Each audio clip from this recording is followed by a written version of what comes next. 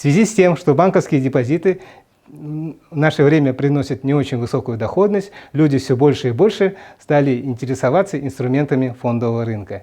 И сегодня я хотел бы рассказать о таком инструменте, как индивидуальный инвестиционный счет.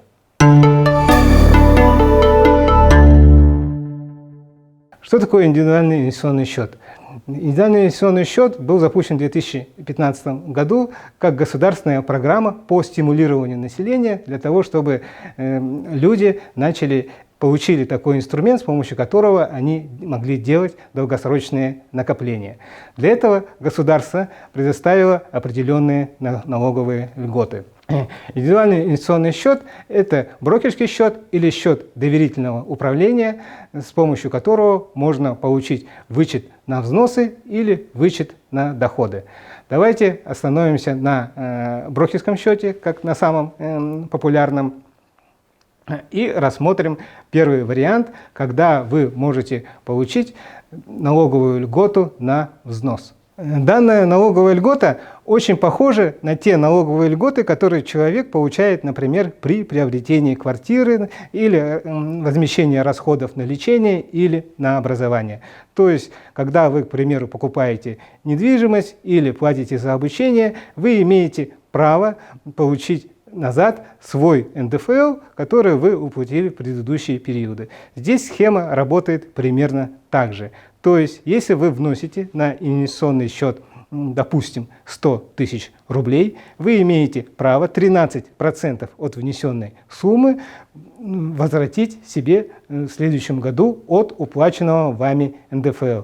То есть важный момент, вы должны иметь уплаченный НДФЛ. Это может быть НДФЛ с вашей зарплаты, это может быть НДФЛ от продажи имущества, неважно какой, важно, чтобы он был.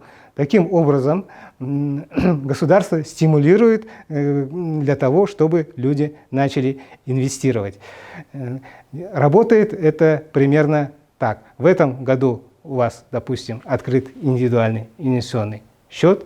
Вы внесли, как я уже сказал, 100 тысяч рублей на него. В следующем году вы подаете декларацию, подаете подтверждающие документы о том, что вы пополнили счет на 100 тысяч рублей и пишете заявление о том, куда вам налоговая инспекция должна возместить ваш уплаченный НДФЛ, то есть ваши банковские реквизиты. Налоговая инспекция рассматривает ваше заявление в течение 3 месяцев и после этого перечисляет вам денежные средства по тем реквизитам, которые вы указали. Максимальная сумма, которую вы можете внести за 1 год, 1 миллион рублей. Но стоит иметь в виду, что максимальный вычет, который вы можете получить, это 52 тысячи рублей или 13% от 400 тысяч рублей. То есть по первому варианту получается вам выгодно вносить сумму не более 400 тысяч рублей. Давайте теперь рассмотрим второй вариант вычета. Это вычет типа Б. Он подходит для тех, у кого нет официального, допустим, какого-то дохода, с которого держит НДФЛ. Также он подходит для долгосрочных накоплений. Сейчас постараюсь объяснить, почему. В первом случае, когда вы вносите деньги на индивидуальный инвестиционный счет, вы их вносите не просто так, а инвестируете в какие-то активы. Это могут быть акции, облигации, фонды, любые активы, те, которые есть на фондовом рынке. При этом доход, который вы получаете от внесенных денежных средств, будет облагаться НДФЛ. Это вот при первом варианте. Но зато вы получаете вычет по НДФЛ. По второму типу получается так, что вы не получаете вычет по НДФЛ, но с другой стороны весь ваш доход, который будет на данном счете, не будет облагаться НДФЛ. То есть, допустим, вы вносите по миллиону рублей в год, каждый год вы можете это делать достаточно долго, и весь ваш доход, который будет от инвестирования этих денег, он не будет облагаться НДФЛ. И эти суммы могут быть гораздо выше тех 52 тысяч рублей, которые максимум вы можете получить по первому варианту за каждый год. Есть еще одно условие, касающееся индивидуального инвестиционного счета. счет должен быть открыт не менее 3 лет. Для чего этот срок? Этот срок для того, чтобы вот как раз государство хотело, чтобы стимулировать людей для того, чтобы они делали именно долгосрочные накопления. Многие думают, что 3 года – это очень много. Люди у нас привыкли рассматривать варианты вложений не более года, но на самом деле 3 года – это не так уж и долго. Теперь вкратце тезисно хотел бы еще раз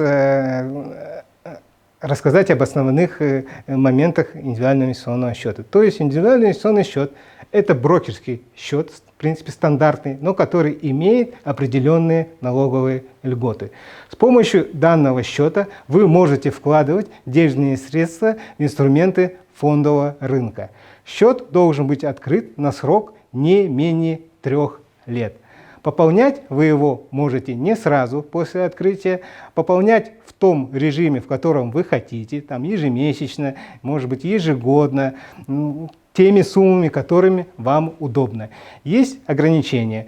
Вы можете вложить на индивидуальный инвестиционный счет не более 1 миллиона рублей в год. И в то же время получить налоговый вычет по первому варианту не более 52 тысяч рублей за год. Индивидуальный инвестиционный счет после того, как пройдет 3 года, не обязательно закрывать. Вы его можете держать 4, 5, 10 лет, до тех пор, пока сами не решите его закрыть. Индивидуальный инвестиционный счет может быть только один. Вы не можете открыть несколько индивидуальных инвестиционных счетов. Индивидуальный инвестиционный счет должен быть открыт у компании, которая имеет брокерскую лицензию. То есть это может быть какая-то инвестиционная компания, это может быть банк, то есть та организация, которая имеет лицензию Банка России.